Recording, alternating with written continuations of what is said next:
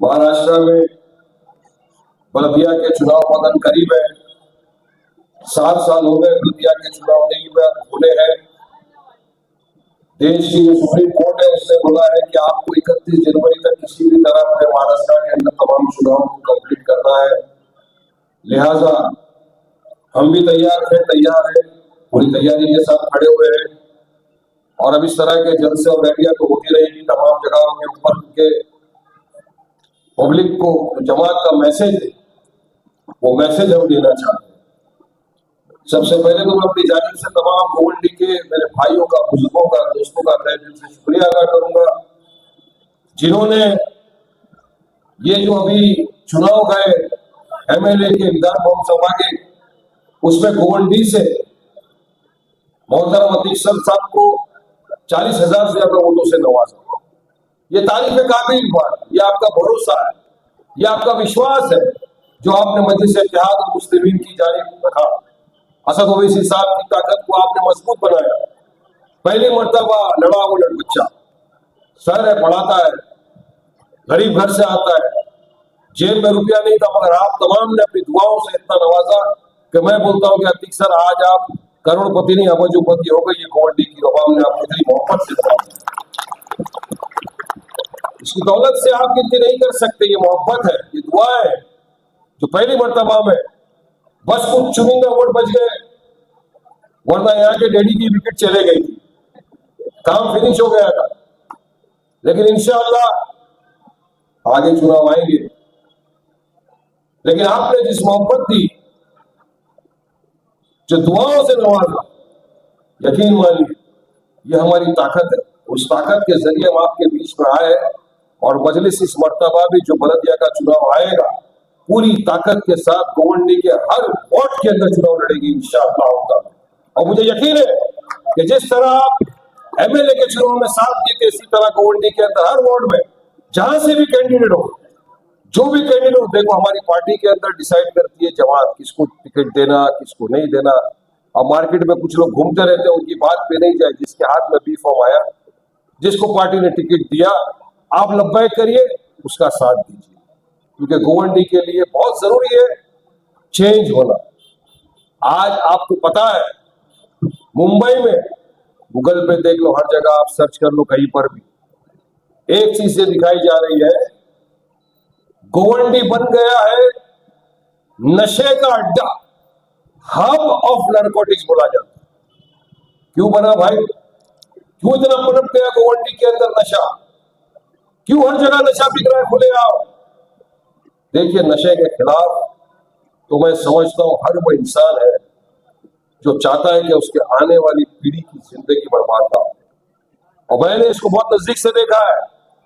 जब मुंबई के अंदर सबसे पहली कोर्ट बनी थी narcotic drugs psychotropic substance act नशे के खिलाफ, उस कोर्ट का जो सबसे पहला जज था वो कोई और नहीं, वारिस पठान के वालिद थे, यूसुफ पठान साहब।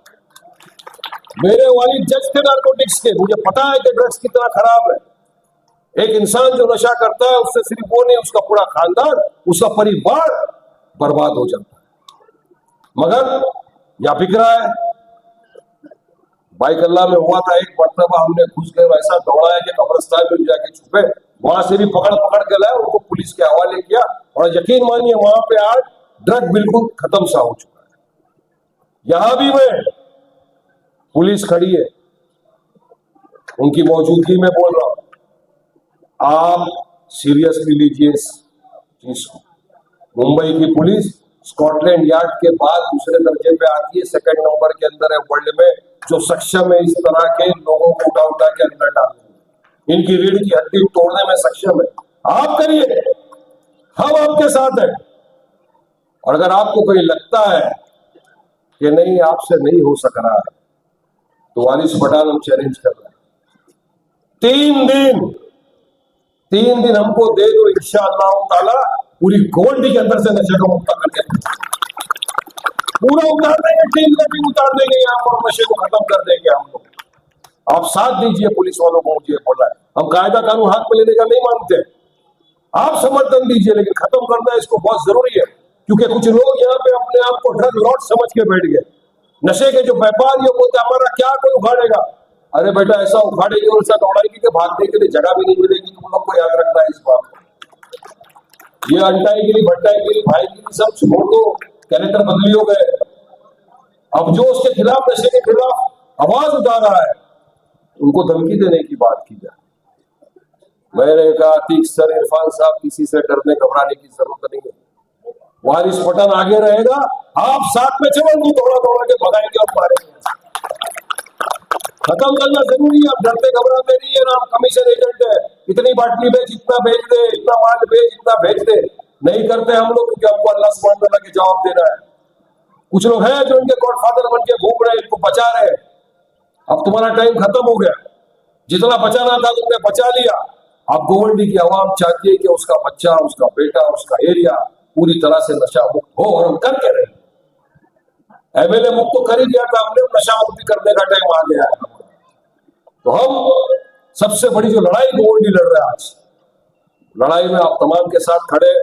आपको यदि कहीं खबर मिलती है कि यहाँ पे बिक रहा है, यहाँ से कोई कारोबार कर रहा है, डरने और घबराने की कोई जरूरत नहीं है। हमारी टीम को इन्फॉर्म किए, इंशाअल्लाह ताला फौरी तौर से एक्शन लेंगे और वहां पे जाके खत्म करेंगे इंशाअल्लाह ताला। बात नंबर 2, चुनाव है, बहुत सी मुख्तलिफ सियासत पार्टियां आपके बीच आएगी भी, चुनाव का वक्त है, आपसे काफी वोटों की भीख भी मांगेंगे, सब चीज करेंगे। तो आप मुझसे सवाल भी करता हूं कि हमने तो आपको वोट दिया था, आपने वोट लिया, आप कॉर्पोरेटर बन गए, मगर चुनिंदा रुपयों की लालच में आपने इस वोट को धोखा दिया और आज कहां जाकर बैठे हैं? शिंदे सरकार की गोद में। अब कौन शिंदे सरकार है, कौन शिंदे, उसके बारे में भी आपको बताना चाह रहा हूं कि आपने जो वोट दिया, आपका वोट कहां चला गया, ये आपको सुन के ताज्जुब होगा कि हमने क्या कर दिया, क्या गलती कर दिया। आपको याद होगा कि बीच में एक इनका वो आया था, टकला रामगिरी, हमारे हुजूर मोहम्मद मुस्तफा सल्लल्लाहु अलैहि वसल्लम की शान में उसने गुस्ताखी की। हमने मुंहतोड़ जवाब दिया था उसको, एफआईआर कराए थे उसके खिलाफ। हमने कहा था कि एक मुसलमान हर चीज बर्दाश्त कर लेगा, मगर अपने हुजूर मोहम्मद मुस्तफा सल्लल्लाहु अलैहि वसल्लम की शान में गुस्ताखी किसी कीमत में बर्दाश्त नहीं करेगा, कुछ भी हो जाए। अल्लाह सुब्हान तआला ने मेरे हुजूर के सदके तुफल में पूरी दुनिया बना दी, रहमतुल आलमीन बना के भेजा उनको दुनिया के लिए, और उनकी शान में उसने गुस्ताखी की। हमने एफआईआर किया। उस वक्त यही जो जाकर शिंदे सरकार में बैठे, ये शिंदे साहब ने रामगिरी को अपने स्टेज पे बिठाया, अपने स्टेज पे बिठाकर कहा, मैं देखता हूं तेरे कोई बाल को भी कैसा हाथ लगाता है। सोचो, जिसने हमारे हुजूर की शान में गुस्ताखी, वो जाके शिंदे सरकार के स्टेज पे बैठा। ये वो शिंदे जिसने उसका साथ दिया। और आज आपने जिसको अपने वोट से नवाजा, जिसको आपने इस वोट से जिताया, बड़ी ताकत के साथ, मेहनत के साथ, मशक्कत के साथ, वो आज जाके उस शिंदे के साथ में बैठ गया, तो आपका वोट कहां गया? सोचिए ये बात को मेरे भाइयों। यही होता है ना, हम सोचते कुछ और है, क्योंकि हमारे खिलाफ भड़काया जाता है, तनकीद किया जाता है कि ये बी टीम है, सी टीम है, डी टीम है, मगर आज आपका वोट लेकर वो जाकर वहां बैठ गया हुआ है, शिंदे की गोद में जाकर बैठा हुआ है, उसके साथ बैठा हुआ जो हमारे हुजूर की शान में गुस्ताखी करने वाले को सपोर्ट करता है, समर्थन देता है। ये हालत है हमारी, क्योंकि आपको बोला गया मजलिस को मत देना, ये तो बी टीम है, डी टीम है, सी टीम है, मगर देखिए आपके सामने कौन कौन बी टीम, सी टीम, डी टीम सब आ रहा है। अभी आपको खोदता हूं और थोड़े बहुत भांडे फोड़ूंगा, आगे बहुत टाइम है, बहुत फोड़ने वाला हुआ आके यहाँ पे। आप पिछला इलेक्शन हुआ महाराष्ट्र में असेंबली का, गोवंडी से अतीक सर खड़े हुए थे, वहां पर एक संगठन बना था, महाविकास आघाड़ी। उस संगठन में समाजवादी पार्टी, उद्धव ठाकरे की सेना, शरद पवार, कांग्रेस, ये एनसीपी, तमाम एक लोग इकट्ठा हो गए। हम नहीं थे उसमें, तो हमारी लड़ाई तो एक तरफ बीजेपी वालों से है, एक तरफ हमारी लड़ाई ये कथाकथित जो सेक्युलर पार्टियां, महाविकास आघाड़ी का जो गठबंधन बना है, इनके साथ है। इस पार्टी में समाजवादी पार्टी के आपके यहाँ के जीते हुए जो फिलहाल एमएलए वो भी तमाम थे, मगर गठबंधन कैसा हो, जहां कांग्रेस ने खड़ा कर दिया कैंडिडेट, वहीं समाजवादी ने भी खड़ा कर दिया, जहां शिवसेना ने खड़ा कर दिया वहीं समाजवादी ने भी खड़ा कर दिया।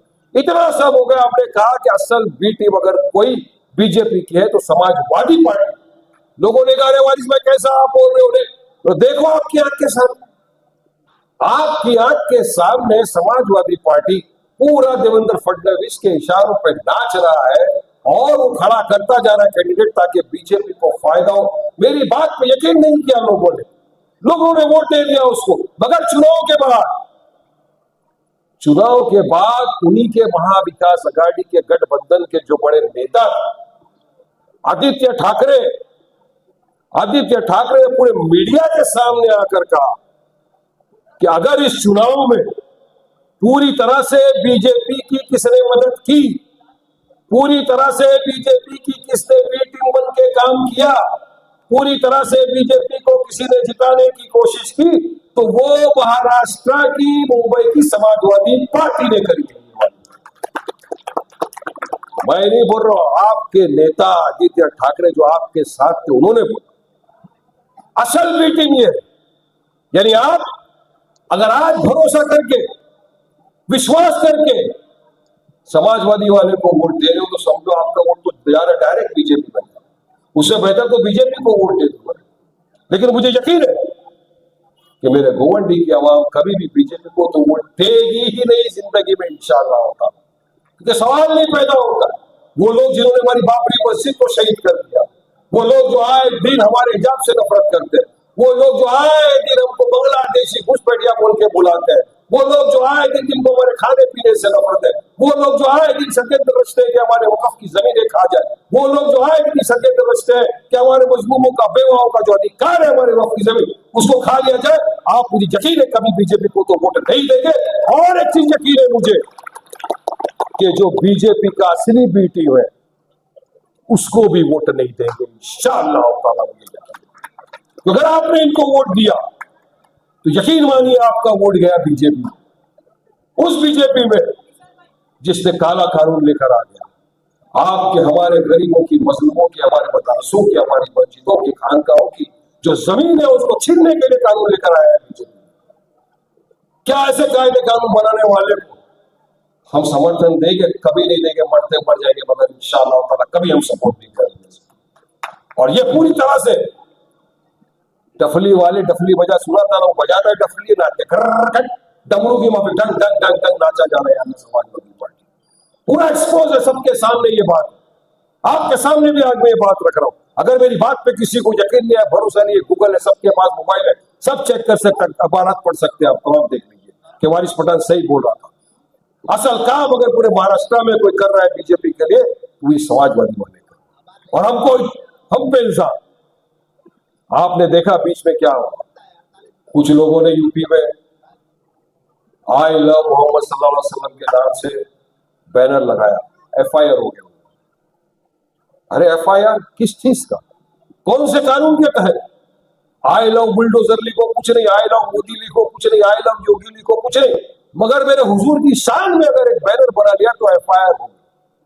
हमने कहा हम भी बोलेंगे। वारिस पठान ने बीच में खड़े रहकर कहा आई लव मोहम्मद सल्लल्लाहु अलैहि वसल्लम। मुझे संविधान इजाजत देता, संविधान का आर्टिकल 25 की इजाजत देता है कि मैं अपने हिसाब से अपना रिजल्ट प्रैक्टिस करूं। और मैंने कहा एक एफआईआर नहीं, 1000 एफआईआर कर दो मेरे ऊपर, वारिस पठान लेने को तैयार है। अगर मेरे हुजूर के लिए वारिस पठान को फांसी पे चढ़ जाना पड़ा तो भी इंशाल्लाह खुशी खुशी चढ़ जाएंगे। यकीन है, जज्बा है हमारा, हम बराबर इनके साथ आंखों में आकर डाल के इनको जवाब दे रहे। मगर वहीं पर मुझे बताओ ये कोई आया क्या? ये बाइकल्ला के अंदर कुछ हमारी बहनों ने हुजूर की मोहब्बत में एक ऐसा ही निकल गए बेचारे, आई लव मोहम्मद सल्लल्लाहु अलैहि वसल्लम बोल। हमारे अशफाक भाई, डेविड भाई भी साथ में थे। बाइकल्ला की पुलिस स्टेशन ने एफआईआर दर्ज कर। एफआईआर किस लिए? तो जब मजलिस का ये गुलाम वारिस पठान वहां गया, हमने समझाया, देखो कायदा कानून इनके अच्छी से मैं समझा सकता हूं, इनका बाप को कायदे कानून में अच्छी से कोर्ट में ठोकता था दो चीज अपने को कभी सीखना ही नहीं है किसी से, एक तो भाईगिरी और दूसरा कायदा करो, दोनों में पूरा अलहमदुलिल्लाह मास्टर है, वादा नहीं है। जाके आए, बताया, और यकीन मानो वहां से निकाल के लेके आए कि कोई कायदा कानून आउट नहीं करता कि हम उनके ऊपर FIR करके जेल में डाल, ये कहीं नहीं। लोग मेरे को फोन कर रहे हैं पूरी मुंबई से नहीं, हर जगह से, वारिस भाई ये क्यों नहीं आते? बोला ये अभी नहीं आएंगे, ये आएंगे आपके पास चुनाव के वक्त। चुनाव के वक्त आप उनको सवाल करना, चुनाव के वक्त जब आपके घर पे आए तो मेरी बहनों से, माँ बहनों से गुजारिश है, पकड़ना उनको, गिरेबान पकड़ के पूछना, जब मेरे मोहम्मद सल्लल्लाहु अलैहि वसल्लम पे बात आई तुम कहाँ थे भाई, कहाँ थे? आपस में लड़ रहे थे, तेरी ये प्रॉपर्टी मेरी, वो प्रॉपर्टी तेरा, इतना खाचा मेरा, वो इतना खाचा, जो चल रहा है इनके बीच में, बताया ये तुमको उस वक्त हमने किया, और कोई एहसान नहीं किया, मेरे हुजूर के लिए किया, लेकिन आपको बताने के लिए इसलिए आए हम कि आज कहीं पर भी मुसलमानों पर, दलितों पर, पिछड़े हुए वर्ग के ऊपर कहीं भी बेइंसाफी होती है, अगर आपकी हमारी तरफ से कोई आवाज उठाता है पूरे हिंदुस्तान में, कोई और नहीं, मेरा आपका कायद बैरिस्टर सदरुद्दीन ओवैसी साहब का मजलिस इत्तेहादुल मुस्लिमीन उठाती, शेरों की जमात, डरने घबराने वाली जमात का नाम नहीं है मजलिस। तो अगर हर रिज से, हर जगह हमारे साथ जो जमात कांधे से कांधा मिलाकर खड़ी है हमारे दुख दर्द में, हमारे हक के लिए, हमारे हक के इंसाफ के लिए, हमारी लड़ाई के लिए, तो इंसानियत के नाते सोचिए, इंसानियत के नाते क्या हमारा ये फराइज नहीं बनता कि हम जमात का साथ दें? बनता है, हम तो मुसलमान है, इंसान है। अगर कोई हमको एक गिलास पानी भी पिलाता है तो हम बोलते हैं अल्लाह तेरा भला करे। तो अगर कोई इंसान हमारे लिए इतना कुछ कर रहा है तो हमारा फर्ज बनता है। मगर ये डरने घबराने की बात नहीं है। मैं बोल रहा था अभी, कुछ लोग डराने की बात करें तो उनको भी मैसेज दे रहा हूँ, बेटा कैलेंडर बदलियो, ये डराना घबराना छोड़ दे, साइलेंट हो जाओ, नहीं तो फिर हम लोग भी वायलेंट हो जाएंगे, फिर बोलना नहीं है। कायदे कानून का पालन करते, संविधान को मानते, इसलिए साइलेंट बैठे, डराना घबराना नहीं। हमारी लड़ाई ना तुम्हारे से है, ना तुम्हारे यहाँ के लाल टोपी के बाप से है, हमारी लड़ाई इनके बाप से चल रही है। बात हमारे को वो मत लगना, छोटे मोटे लोग को मुंह में नहीं लगाना चाहते, फालतूगिरी की बात नहीं करना है, डरा रहे हैं यहाँ पे। अरे हमारी लड़ाई इनके दादा के साथ है, अब्बा की बात करें, दादा से हम लोग लड़ रहे रात दिन, पूरे बिहार, पूरे हिंदुस्तान को हिला के रख दिए। ये हम लोग को सिखाएगा इधर नहीं आना, उधर नहीं आना, जहां नहीं बोलेगा वहां पे जा, जहां रोकेगा जाएंगे, अगर ये जाएगा वारिस पठान अकेला जाएगा, जिगर रखता है, आजा कितनी ताकत है तेरे में, डरने घबराने का काम नहीं। ये काम करना चाहते हैं, इंसाफ दिलाना चाहते हैं गोवंडी की आवाम को, जो इतने वर्षों से आपने तकलीफ उठाई है, टॉयलेट नहीं है, बाथरूम नहीं है, इतना पिछड़ा हुआ वर्ग कर दिया लोगों ने गोवंडी को पूरे मुंबई के अंदर। क्यों भाई? आप सत्ता में थे, आपका बनता था काम, खुद तो आप रह रहे हो मस्त 10,000 फीट के फ्लैट में, मगर गोवंडी की हालत आपने क्यों ऐसा बना रहे? क्योंकि आपको ये लगता था ये कहाँ जाएंगे, इनका वक्त तो मेरे बाप की जागीर है, मिलेगा मुझे। मगर यकीन मानिए, वक्त को बदलते वक्त नहीं लगता। आज आपके पास वक्त है, आज आपके पास अल्लाह ने आपको सामने सामने दिखा दिया कौन बीजेपी की बी टीम है। आज आपको सोचना है, आपको फैसला करना है कि आपके आने वाले बच्चे के मुस्तकबिल के लिए आपको क्या चाहिए। क्या ऐसी पार्टी चाहिए जो बस इसी तरह से 20 साल से कोई बचतबाजी देते आ रही है, या ऐसी पार्टी चाहिए जो आपके साथ खड़े रहे, आपके दुख और दर्द के अंदर कांधे से कांधा मिलाकर आपका साथ दे। मुझे यकीन है कि मेरे गोवंडी की आवाम हमारा साथ देगी। वक्त हो चुका है, ज्यादा नहीं बोलते हुए अपनी बात को मैं कंप्लीट करूंगा, लेकिन क्योंकि आदत से थोड़ा सा मजबूरी से दायरे को लगाऊंगा, टाइम लगेगा, नोटिस आने में काम नहीं है परवाह। नारे तकबीर, नारे तकबीर, हिंदुस्तान, हिंदुस्तान, मजलिस इत्तेहादुल मुस्लिमीन, बैरिस्टर सदरुद्दीन ओवैसी,